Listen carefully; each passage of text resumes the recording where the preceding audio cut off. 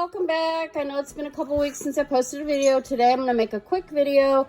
We are going to make cranberry orange pork chops. Very similar to something that you make during holidays. The cranberry, I've made cranberry orange pork loin. This is very similar, but I'm putting it in my crock pot, making it easy. I wanted something different. You know how it is. You make the same old all the time. And today we're going to do this just for something different, and I think it's going to be delicious. The first thing you're going to do is brown your pork chops. I've got a little bit of oil, canola oil in a black iron skillet. I'm just going to sear these, okay? Searing means just browning them really quickly, and then we're going to put them in the crock pot immediately. And so, just so you know, we have quite a few pork chops here. I'm probably going to cut this recipe in half just because there's two of us. And I'm going to sear these real quick, put them in the crock pot, and we're going to hear the sizzle. We're going to go ahead and just season these with a little bit of garlic, ground garlic, a little bit of pepper, and like I said, we're just going to sear these. These are pretty thick pork chops. It may take a minute or two longer. We're going to go ahead and sear those, then we're going to get our stuff ready. Get a little small bowl out. We're going to add some whole berry cranberry sauce. I'm using Ocean Spray. I've got it open from the bottom. I'm going to put a half a cup of orange juice and some grated garlic, a little bit of sage, like half a teaspoon of sage, and some other seasonings. Like I love Tony Chachere's, so I'll probably put a little Tony Chachere's in there, a little garlic and a little pepper. You got to have garlic when you're doing pork chops. That's just my take on it. And then we're going to mix that all together. We're going to put that in the bottom of the crock pot before I put our pork chops in. Alright guys, we've got our cranberry. I'm going to use half a cup of orange juice. And then we're going to add our spices. So I'm just going to randomly add these. So you can just kind of eyeball it. Some garlic salt. Actually, not salt, garlic powder. Some pepper. And I'm going to also add some fresh garlic to this. A clove or two of fresh garlic. We're also going to add a little bit of sage. So I'm going to get that in here. We're going to mix it. A pinch of thyme. And I'm not putting salt in yet. I've got a clove and a half of garlic and a little Tony Chachere's, and I kind of eyeballed that. Then you're going to mix that all together, okay? Guys, I forgot to add, you're going to want to use some orange zest. This is really going to bump up the flavor. It's going to be amazing. And this is a plain. If you haven't seen one of these, it's a grating plain. I'm just going to grate some orange zest in there, about a teaspoon.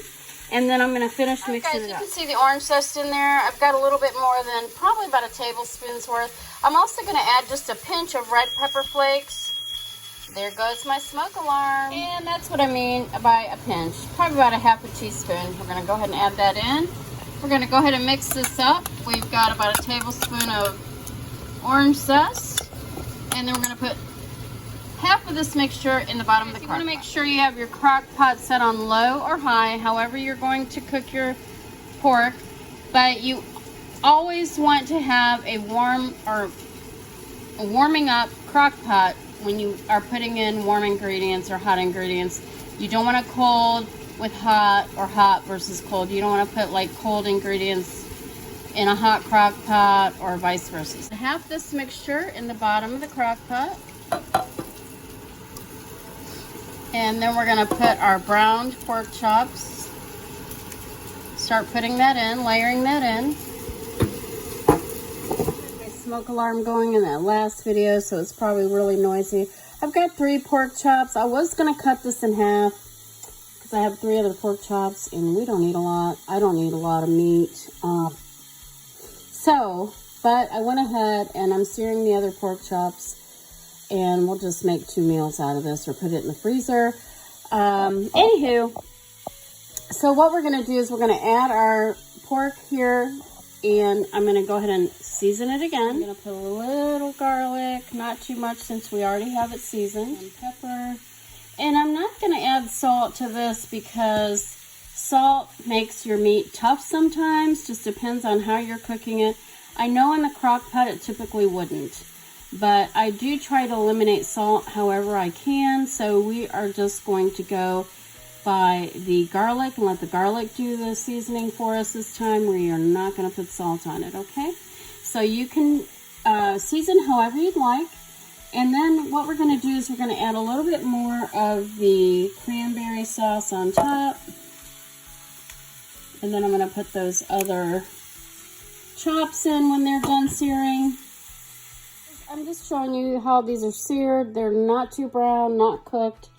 You just want to sear them just for the crock pot. We're going to go ahead and add that last bit of cranberry, orange juice, orange zest mixture right on top.